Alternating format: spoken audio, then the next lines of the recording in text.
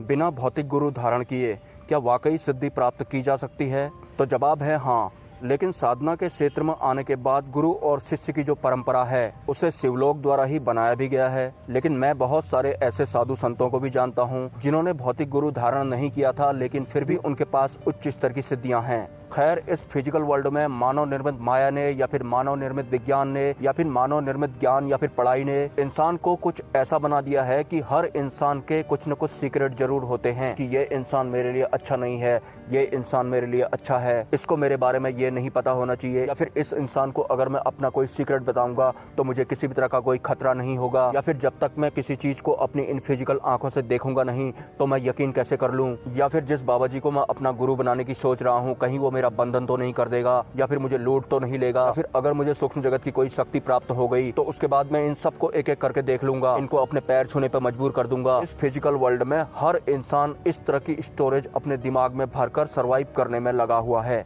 तो आपको आपकी इस फिजिकल वर्ल्ड की जितनी भी स्टोरेज है उसे सूक्ष्म जगत की यात्रा के दौरान नहीं लाना है, या फिर आप अगर अपने सीक्रेट्स के साथ सूक्ष्म जगत में एंट्री कर रहे हैं और आपको सूक्ष्म जगत में उपलब्धि हासिल करनी है, यहाँ पर आपको समर्पण करना होगा उस देव सत्ता के सामने भी जिस देव सत्ता का आप मंत्र जप करते हैं, या फिर उस उच्च स्तरीय साधु संत के सामने भी जिसे आपने अपना भौतिक गुरु बनाया हुआ है या फिर आप बनाने की सोच रहे हैं। तो देव सत्ताओं के सामने या फिर गुरु परंपरा में किसी भी तरह की कोई लुका छुपी नहीं चलती है कि कुछ कुछ आप अपने आप को या फिर आपके भीतर जितने भी राज हैं यहाँ आकर आप छुपा लेंगे। आपको देव सत्ता के सामने या फिर अपने गुरु के सामने पूर्णतः समर्पण करना होता है कि जो भी मैं आज तक थाया हूँ वो आपके सामने हूँ, मतलब आपके द्वारा चुना गया आपका भगवान या फिर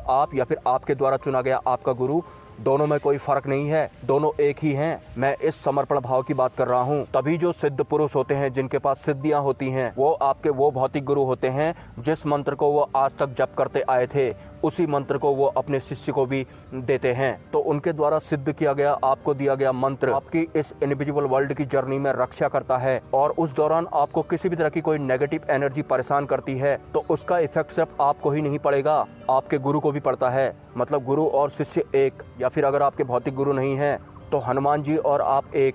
या फिर भगवान शिव और आप एक। पूर्ण समर्पण।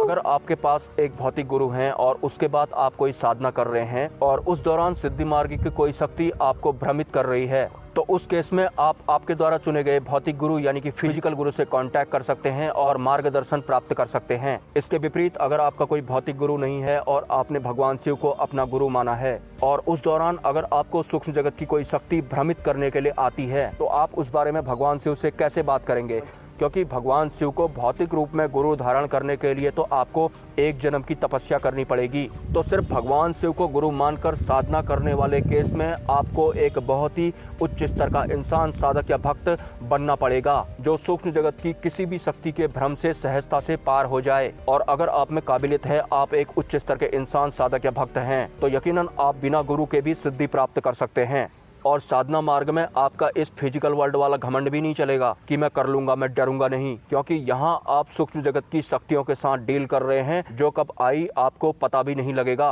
अगर आप एक निम्न स्तर के साधक होंगे और अगर आप एक उच्च स्तर के साधक होंगे तो सूक्ष्म जगत की शक्ति के आपके पास आने के बाद आपको ना पता लगा तो भी आपको सूक्ष्म जगत की शक्ति किसी भी तरह से भ्रमित नहीं कर पाएगी। और यहाँ पर मैं इस तरह की बात कर रहा हूँ। सूक्ष्म जगत में इंसान के स्तर का बहुत बड़ा महत्व होता है और भगवान शिव ने जो ये गुरु शिष्य वाली परंपरा बनाई थी वो इसी वजह से बनाई थी क्योंकि इस फिजिकल वर्ल्ड में सरवाइव करने की वजह से तो इंसान पूर्णतः फिजिकल ही हो जाता है। आम इंसान तो ये भी मानने को तैयार नहीं होता कि हमारे इस स्थूल शरीर को हमारा सूक्ष्म शरीर ऑपरेट करता है। तो इस केस में अगर कोई इंसान बिना भौतिक गुरु डायरेक्ट सिद्धि प्राप्त करने के उद्देश्य से साधना करने लगेगा और सूक्ष्म जगत की शक्ति ने उसे भ्रमित कर दिया या फिर उसके साथ कुछ अनिष्ट कर दिया, वो अनिष्ट ना हो इस वजह से ही भगवान शिव ने गुरु शिष्य परंपरा का गठन किया था। अगर आपके कोई सवाल हैं तो आप मुझे कमेंट कर सकते हैं, और अगर आप मुझे सपोर्ट करना चाहते हैं तो इस वीडियो के कमेंट सेक्शन में आपको एक यूपीआई आईडी का लिंक मिल जाएगा। अगर आप चाहें तो आप मुझे सपोर्ट कर सकते हैं, कोई जबरदस्ती